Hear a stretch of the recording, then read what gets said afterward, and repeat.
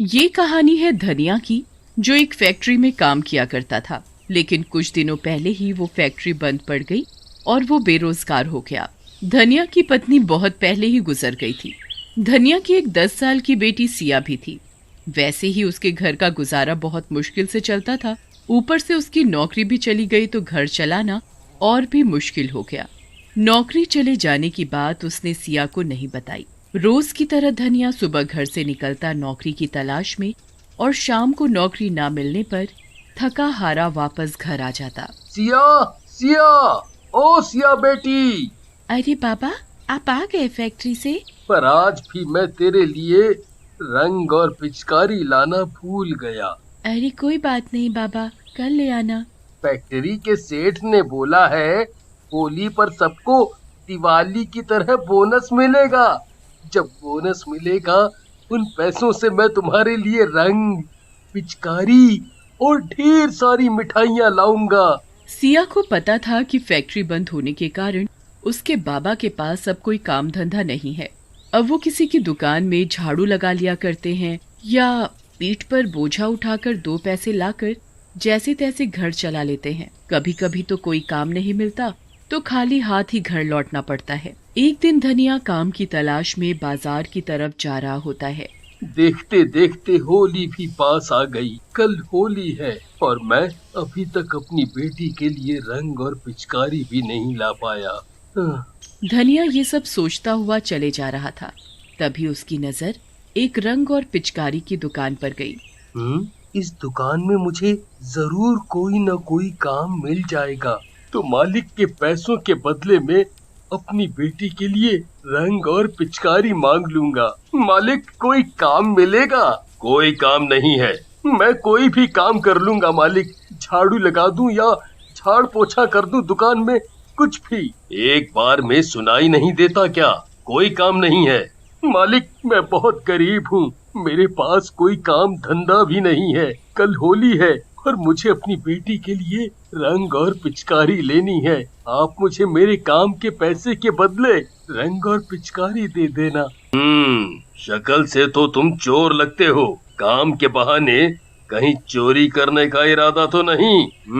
हाँ, नहीं नहीं, बिल्कुल नहीं। आप एक बार काम देकर तो देखो। ये ऐसे नहीं मानेगा, पता नहीं कहाँ कहाँ से चले आते हैं। अरे कोई है, इसे भगाओ यहाँ से। बेकार में मेरा और ग्राहकों का टाइम खराब कर रहा है। चल चल। दुकान का मालिक धनिया को धक्का देकर दुकान से बाहर गिरा देता है और धनिया आंखों में आंसू लिए वहाँ से चला जाता है, पर उसे कहीं भी काम नहीं मिलता। जेब में पैसे नहीं है, घर में राशन खत्म होने को आया, अब कैसे घर चलेगा? मैं तो भूखा भी रह लूं, पर बेटी को मैं भूखा नहीं रख सकता। धनिया उदास मन से घर पहुंचता है। क्या बात है बाबा, चेहरा इतना उतरा हुआ क्यों है? अरे कुछ नहीं बेटा, तबीयत कुछ ठीक नहीं है, मैं जाकर सो जाता हूँ। सिया को पता था कि उसके बाबा को कुछ नहीं हुआ है, वो बिल्कुल ठीक है। जब भी उन्हें कोई काम नहीं मिलता वो भूखे सो जाते ताकि राशन एक दिन और ज्यादा चल सके। कई बार उन्होंने ऐसा किया। वो खुद भूखे रह जाते पर सिया को कभी भूखा नहीं रहने देते। अगले दिन होली थी। धनिया चुपचाप सुबह सुबह अंधेरे ही घर से काम की तलाश में निकल पड़ता है, पर सिया उसे देख लेती है। उसके जाने के बाद सिया घर में बने मंदिर के पास जाती है और बहुत रोती है।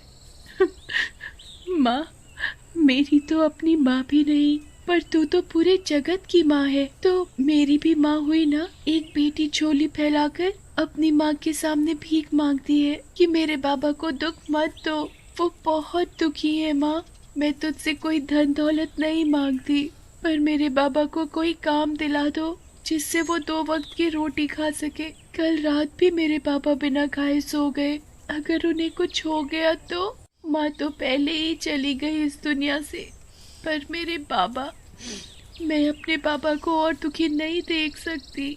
माँ, मैं तेरे आगे हाथ जोड़कर खड़ी हूँ, विनती करती हूँ, मुझे कुछ नहीं चाहिए कभी भी, पर मेरे पापा को कोई काम दिला दे। उधर धनिया। आज होली है, हाथ बिल्कुल खाली है। हे ऊपर वाले, कुछ काम दिला दो। 2 पैसे हाथ में आए तो अपनी सिया बेटी के लिए मिठाई और रंग लेकर जाऊं। धनिया ये सब सोचते हुए उसी दुकान के आगे से गुजर रहा था जिस दुकान मालिक ने उसे धक्के देकर दुकान से बाहर फेंक दिया था। उसकी नजर फिर से दुकान में रखे रंग और पिचकारी पर जाती है। तभी दुकान का मालिक जल्दी जल्दी दुकान बंद करके कहीं जा रहा होता है। उसके हाथ में एक बैग भी था जो हड़बड़ी की वजह से वहीं दुकान के सामने गिर जाता है। धनिया उस बैग को उठाकर दुकान के मालिक को देने जाता है, पर उतने में दुकान का मालिक अपनी गाड़ी में बैठकर जा चुका होता है। धनिया बैग खोलकर देखता है। अरे बाप रे, इतने सारे पैसे! इन सारे पैसों से तो मेरी सभी समस्या हल हो सकती है। इन पैसों से मैं सिया के लिए ढेर सारे रंग और पिचकारी ले सकता हूँ। पर उसके मन में कई सवाल भी चल रहे थे। नहीं नहीं, ये ठीक नहीं होगा। पता नहीं किस काम के लिए उन्होंने ये पैसे अपने पास रखे हों। ये सोचकर धनिया उस दिशा में बैग लेकर भागा जिस दिशा में मालिक की गाड़ी गई थी। पर धनिया को तो दूर दूर तक मालिक की गाड़ी नहीं दिखी। वो वापस दुकान की तरफ गया और मालिक का वहीं इंतजार करने लगा, पर दुकान का मालिक तो वहाँ नहीं आया। फिर उसने आसपास की दुकानों से दुकान के मालिक के बारे में पता करने की कोशिश की, पर उसे कुछ पता नहीं चला। कुछ दूर जाने पर उसे दुकान के मालिक की गाड़ी दिखाई दी। अरे, ये तो दुकान के मालिक की गाड़ी है। चलो, मेरी मुसीबत तो दूर हुई। ये बैग उन्हें वापस करके बोझ हल्का करूं। वो ये सब सोच ही रहा होता है कि तभी उसकी नजर दुकान के मालिक पर पड़ती है। वो अस्पताल के सामने खड़े थे और उनके साथ एक औरत भी थी जो उसकी पत्नी थी पूजा। वो दोनों ही बहुत रो रहे थे। धनिया भागता हुआ उन दोनों के पास पहुंचा। मालिक, मालिक, आप इस बैग के लिए ही रो रहे हो ना? देखिए मालिक, आप मुझे चोर नहीं समझिएगा। मैंने ये बैग चोरी नहीं किया। आप अपनी दुकान से बहुत जल्दी में बाहर निकले तो ये बैग वहीं नीचे गिर गया था। धनिया की बातें सुनकर और उसके हाथ में बैग देखकर दुकान का मालिक चौंक गया। हम इन पैसों के लिए नहीं रो रहे। हमारा एक ही बेटा है, उसका एक्सीडेंट हो गया है। उसे बहुत चोट आई है। वो जिंदगी और मौत से जूझ रहा है। डॉक्टर ने बोला है उसका खून बहुत बह गया है। खून की जरूरत है उसे, पर हम दोनों में से उसका ब्लड ग्रुप मैच नहीं हुआ। एक आदमी बड़ी मुश्किल से खून देने को राजी तो हुआ, पर बदले में उसने बहुत सारे रुपए मांगे। ये रुपए उसी को देने के लिए थे, पर अस्पताल पहुंचकर मैंने देखा कि रुपयों से भरा बैग जो मेरे हाथों में नहीं था, बिना पैसों के वो आदमी खून देने को तैयार नहीं हुआ और यहाँ से चला गया। उन दोनों की बातें सुनकर धनिया की आंखें भर आईं। मालिक, मैं दूंगा आपके बेटे को खून। आप मेरा टेस्ट करवा लीजिए। क्या पता आपके बेटे का ब्लड ग्रुप मेरे ब्लड ग्रुप से मिल जाए। धनिया का ब्लड ग्रुप मालिक के ब्लड ग्रुप से मिल गया। उसने मालिक के बेटे को ब्लड दिया और मालिक के बेटे की तबीयत में सुधार आने लगा। तुमने मेरे बेटे की जान बचाई। तुम्हारा एहसान मैं जिंदगी भर नहीं भूल सकता, ना ही इसकी कोई कीमत दे सकता हूँ। फिर भी इस बैग में जो भी रुपए हैं वो सब तुम्हारे हैं। ये आप क्या कह रहे हैं मालिक? जान बचाने वाला तो ऊपर वाला है, मैं नहीं। मुझे ये पैसे नहीं चाहिए। अगर मैं आपसे ये पैसे ले लूंगा तो ऊपर वाले को क्या मुंह दिखाऊंगा?